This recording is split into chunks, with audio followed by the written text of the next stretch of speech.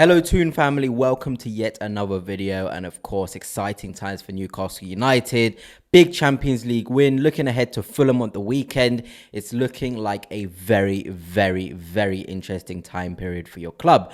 We're going to be talking about a lot of things in today's video. We're going to be talking about a potential signing. We're going to be talking, of course, about Sandro Tonali and a secret deal that was done on his contract. But before I get into all of that, if you are new here, please do hit the subscribe and the like as well. It'd be greatly appreciated. And yeah, let's just get straight into it and talk about the good news. And it's Sandro Tonali. Actually, during his ban, a contract was signed in order to increase the amount of years on his deal. I think it was really good from both parties. Obviously, Tonali did it to protect himself. Newcastle United did it to protect themselves as well. So if in any scenario where Tonali performs to the level that he is today, Newcastle United won't be worried about someone coming in to snatch him as if they had any chance to do so in the first place. And we also have, you know, in terms of Sandro Tonali, if he had come back and he had been really poor, he has the security of the Newcastle contract to see out and of course earn some money. But I think it's really big news. So he had an extra 2 years onto his 3-year deal. So I think it takes him to around 2028, around there, or it might be a bit wrong of my part, but definitely the deal was increased. So I think he had 2 years left heading into the summer, and Newcastle United fans were a bit worried. So it's good to know that his deal actually has extra on it, and he loves Newcastle United. And people may say, oh, this was done ages ago, but I don't think it's one of those situations, because PSG are sniffing around. There's a reason why Newcastle United have allowed this to come out into the media, to tell the Newcastle United fans, you know, nothing to worry about. We've got a player here who's on a long-term deal, who signed extra years onto his deal, and he's a player who's really crucial for them. I think with Tonali in the side, Newcastle United are a different animal, a different beast. And with those teams like PSG, apparently they have approached him and he said, no, I want to stay at Newcastle United. So it goes to show how much he believes in the sort of project. You know, I even saw Man United fans saying, we're going to come for Tonali from Newcastle. And I think I just spent about 5 minutes laughing at that, because why would Tonali want to make a downgrade to Manchester United in the first place? It's things like that which just completely silences people that thought they could just grab Tonali from United, which is always a positive thing from a Newcastle United standpoint. So Tonali stays. New deal in terms of it was done. It was a secret one because it's only just come out, because it was done quite a while ago. But yeah, big news in terms of the future of Newcastle United. And it's now time to sort of tie down a couple of the other guys in there. Your Bruno Guimaraes' contract, Tino Livramento as well. These guys need to be added onto the Newcastle United roster for a lot longer, because they're the future of the club. I mean, you're looking at the way the team is performing. Obviously, you know, when you see these individual performances from some of these players week in, week out, you're going to get teams that want to sign them. It's as simple as that. And I think Newcastle United know that. There was actually an interview that I want to talk about pretty briefly from Arne Slot saying Newcastle United are a smaller club than Liverpool. And a lot of Newcastle United fans got quite offended. And I just want to ask you guys, for you guys that have heard the interview, I've heard it, and it was just Arne Slot saying, you know, in terms of they signed Isak from a smaller club, in terms of Newcastle, in terms of he's obviously got an injury as well now to his groin, which a lot of the Newcastle United fans have known about for a while, is persistent groin issues.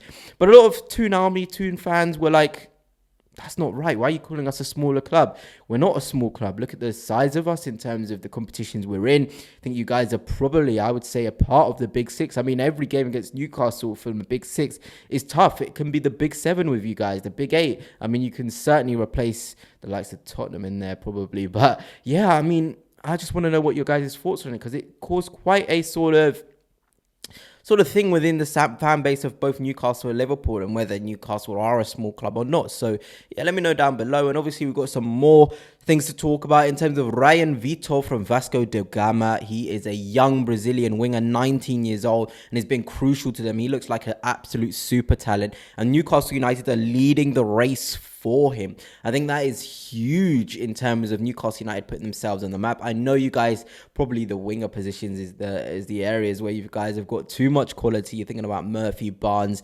Elanga, you know, there's Gordon as well. There's a lot of quality on those wider areas of the pitch. But one thing you guys don't have is a predominantly left-footed right winger.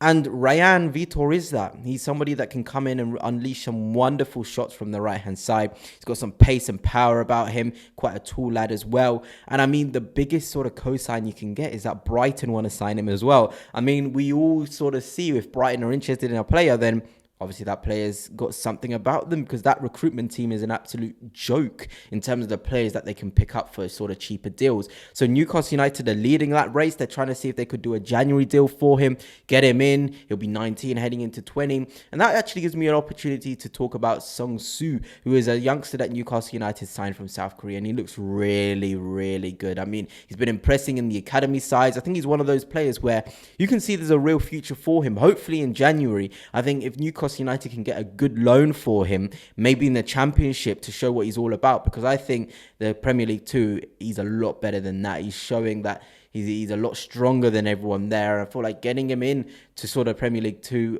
out of Premier League 2, was probably the best move for him into the Championship. Maybe one of those teams below 10th position, so he can get a lot of game time is the move. I mean, in pre-season, he looked really bright, didn't he? I always remember that little performance he had against Tottenham. I think he was one of the better players on the pitch when he came on. The energy, the passion, all of those things, you know. And a lot of people were saying signing him was a publicity stunt, but for the quality, the ability he's shown, I don't think it would be fair to call it that. I think he's a lot better than just a publicity stunt. He's shown his quality within there. Maybe he could show his quality for Newcastle United, but fortunately for him, it's probably the one position, left wing, where there's a lot of quality already. Barnes, Elanga, Gordon, there's a whole line of players that want to play off that left-hand side, but for sure, you know, he's a player with a lot of potential and a lot of quality, and hopefully Newcastle United can get that sort of, you know, move for him, right, in terms of maybe if it's a loan, maybe if it is to continue in Premier League 2 with integration at first team level as well.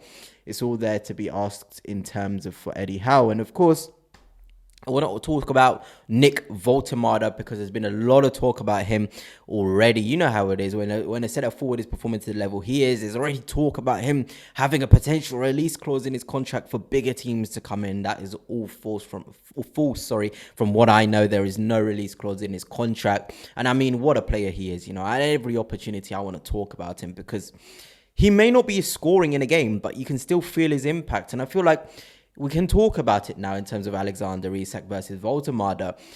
Voltemada doesn't look like the sort of lad to get injured easily. He looks like he can be absolutely one of those guys who are going to be available for a very long time, have an impact for a very long time. And that's what you need. You need players who are going to be fit and available. There's no good having a player who's going to be ready for about 10, 15 games, then miss around 10, 15 games. Not saying that was Isak. But in terms of availability, quality, ability, all of those things, he ticks the boxes. I mean, he's so enjoyable to watch. I mean, the third goal, I didn't get to talk about it much in length on the Benfica video, but that third goal, his impact in that goal, I mean, my word, that little flick was just utterly insane. You know, it's insane. And I think he can even go more levels up. You know, he's impacting for his country as well. He's just a phenomenal player to watch. And I really hope he can kick on and Newcastle can keep kicking some wins in a row to show people what they're really about.